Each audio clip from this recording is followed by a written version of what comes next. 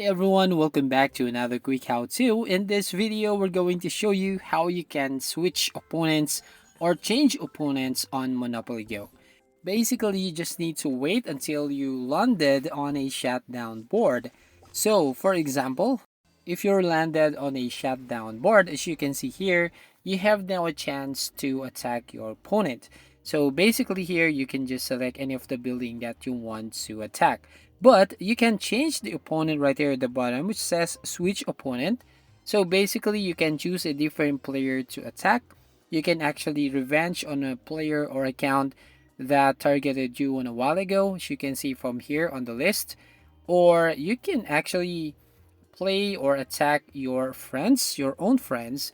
So you want to go here on friends tab and you just have to select any of your friends that you want to attack.